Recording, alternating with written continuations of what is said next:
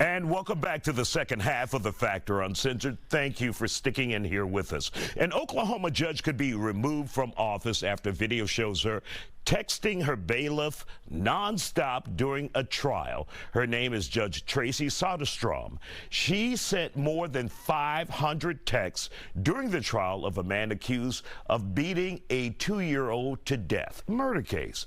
Court records revealed she laughed about a prosecutor's genitals, wondered whether a juror was wearing a wig, and drooled over a, quote, pretty police officer testifying on the stand. The Chief Justice of the Oklahoma Supreme Court is now recommending Soderstrom to be removed. Joining us to talk about this here on the Factor Uncensored, Harris County Judge Mike Fields and Texas State Representative and attorney who goes before judges, Jolanda Jones. So, Jolanda, when you hear that this judge was texting nonstop, making jokes, being offensive, making comments on the case, your thoughts on this? So it's inappropriate, it's unethical. She should make decisions in the case based on the evidence and nothing else. She shouldn't be texting. Generally speaking, the judges don't allow the jurors to have their phones because they want for them to pay attention. In fact, a lot of times they will give them notebooks so that they can take notes.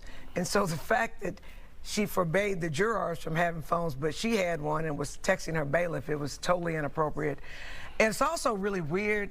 Normally judges aren't on the defensive side, so I was like, oh, okay. And when you say that, what does that mean for the viewer who's not completely in tune with what happened here? Judges are supposed to be neutral, right?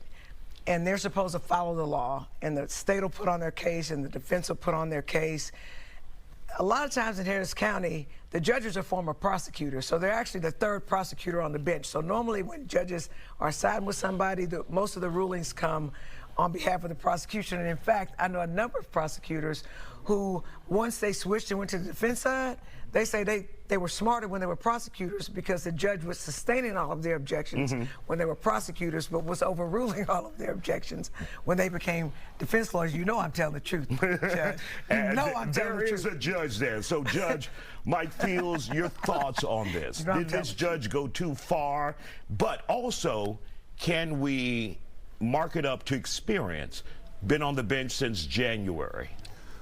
Right. So there's some youthful inexperience involved. And when I say youthful, she's a very young judge. I was on the bench for 20 years, and I spent 6.5 of those on the Texas Commission on Judicial Conduct, which is the body that has reviewed her. And you know, judges do get training before they hit the bench. And Oklahoma has a unique... So there is a class. There's a class. There's judge school. It's judge school, and it's a fairly lengthy school. And you know, there's a term for what we saw her doing. It's called stupid. I cannot understand how she thought, because there's no camera. There was no camera in my courtroom that I didn't allow to be there. But there's a camera right over her head. Right. Right in her lap. Yeah.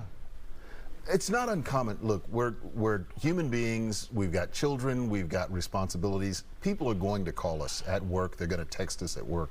That's one thing. Surfing your IG story, talking about people's junk, and I don't know what she was thinking. Do you think she should be removed after this, or, you know, give her a chance? She's young. Well, inexperienced as a judge, not young, but inexperienced as a judge. Would you say she should be removed or reprimand her? Certainly there's going to be some sort of reprimand. Whether or not removal is warranted, of course, is going to be up for the Oklahoma jurisdiction to determine. That is a tough call. So, Jolanda, you say kill her? This was the murder of a 2-year-old child. Yeah, exactly. Serious case. So, Jolanda, your thoughts. Should she be removed, reprimanded, what? I think the type of behavior that she committed shows me that she can't be impartial and that she injects her thoughts into decisions. And this man was charged with murder. She gave him 4 months. I'm sorry, she gave him 4 years, where he ended up having time served, and somebody else who didn't actually beat the child got 25 years. So how do you, she's not fair. So, and I also don't think just because she's a young judge, because if you tried cases as a lawyer, you want the judge to pay attention to you. You want the judge to pay attention to the evidence that you're you're getting out of your client, or that you're cross-examining the witnesses, and you don't want a judge who doesn't care enough about what you're saying. So I think it was pretty egregious. So how unusual is this? Not as unusual as you think. I was about to say that. In the time that I've seen stranger things. Mm-hmm. But what have you seen, really quick, without naming anyone? That I can't say. Mm-hmm. No, I mean, I literally can't say.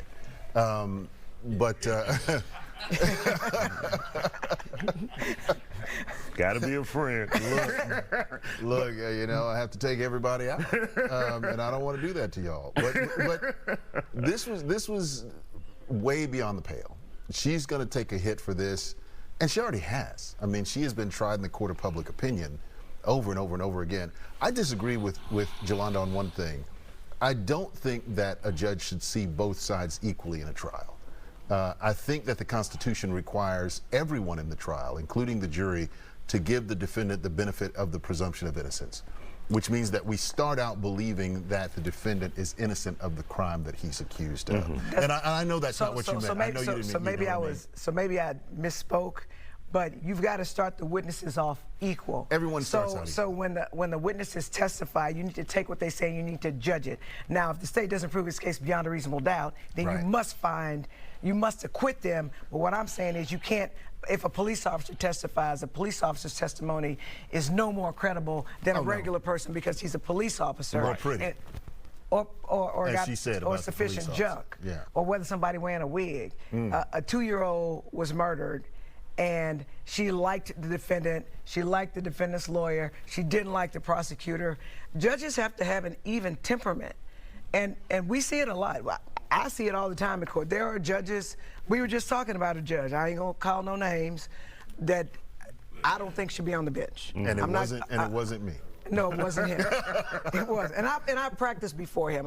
We've been doing this for a long time. Yes, all right. We want to thank you both, Jolanda Jones, State Representative and Attorney, and Judge Mike Fields. Thank you both for joining us here on